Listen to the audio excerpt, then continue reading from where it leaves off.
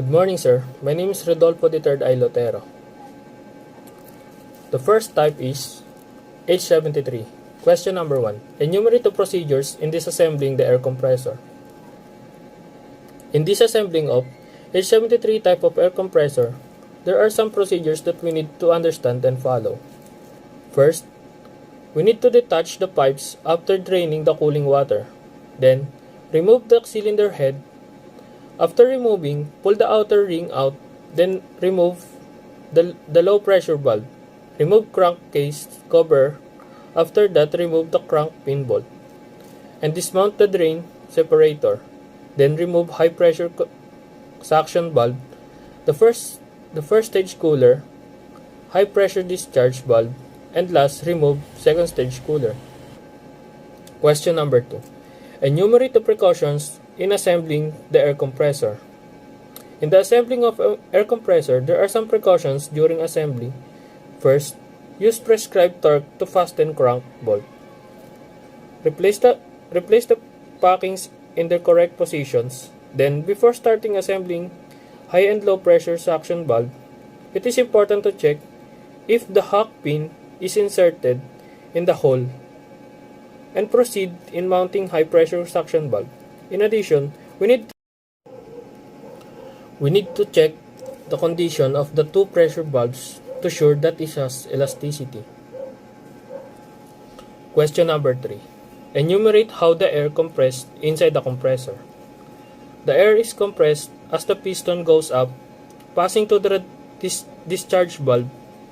The air discharged outside the cylinder and cooled by the first stage cooler. Drainage is discharged by the drain separator. This process allows the air to drain into the bottom part of the cylinder from the suction side of the high pressure valve, compressed by the pistons and delivered to the discharge side of the high pressure valve, then cooled in the second stage cooler. Question number 4. Enumerate the process how cooling water cools down the air compressor.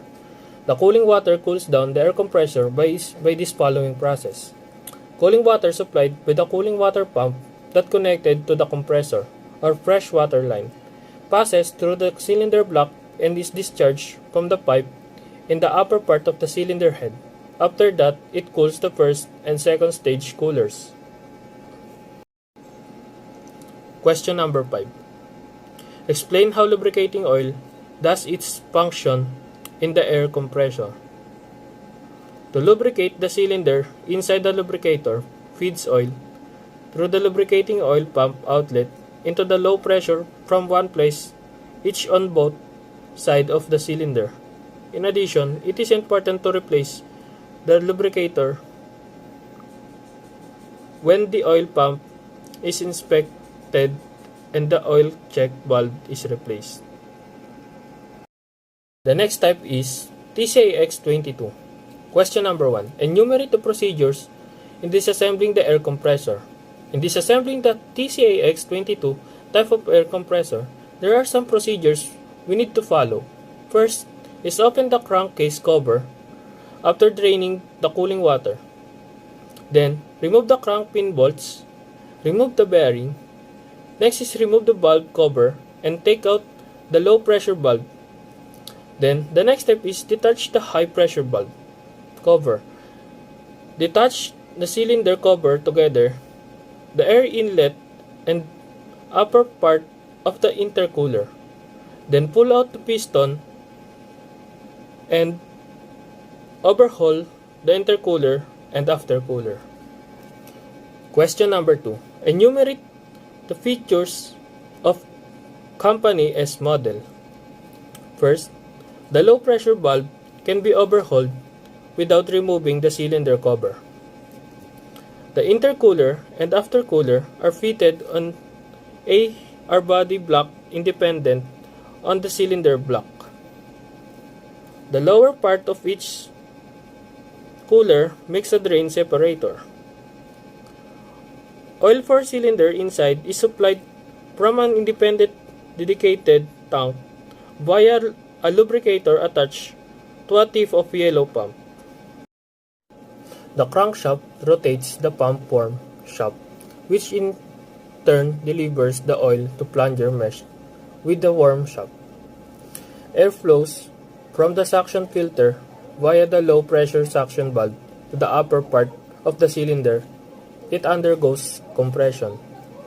It goes from the low-pressure discharge valve to the intercooler with drainage removed in its lower part.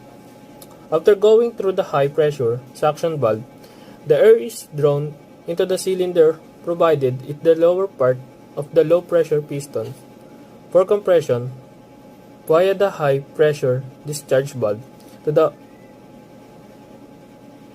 aftercooler. Drainage is removed in the drain separator in the lower part of the aftercooler. The air goes via a check valve to be finally fed into the air tank.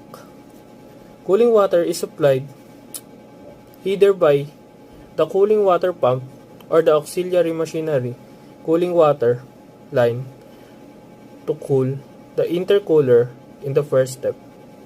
The water cools the compressed high-temperature air and removes drainage. This process is to reduce emulsification of the lubricating oil.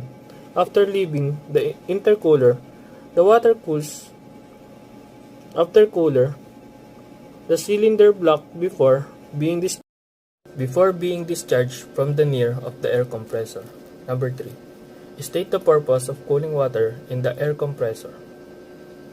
It is necessary to confirm the amount of lubricating oil in the case and the dedicated tank for cylinder lubrication. The cylinder lubrication has a hand pump for initial operation and removal air from the lubricating pipe, enabling its external lever to the change oil amounts. On the other hand, smaller air compressors have no cylinder lubricating equipment. Number 4. Enumerate the common problem in the compressor. First, malfunction of or damage to low pressure valves. Malfunction of damage to high pressure suction and discharge valves. Breakage of the piston ring. Damage to the piston. Find damage to first stage cooler intercooler or second stage cooler aftercooler. Number 5. Enumerate the safety precautions in operating the compressor. First, check oil amount sump tank and cylinder lubricating tank. Cylinder lubricating oil flow. Discoloration, emulsification of crankcase lubricating oil, and confirm cooling water flow. Inspect and clean high and low pressure valves. And lastly, abnormal sounds inside cylinders.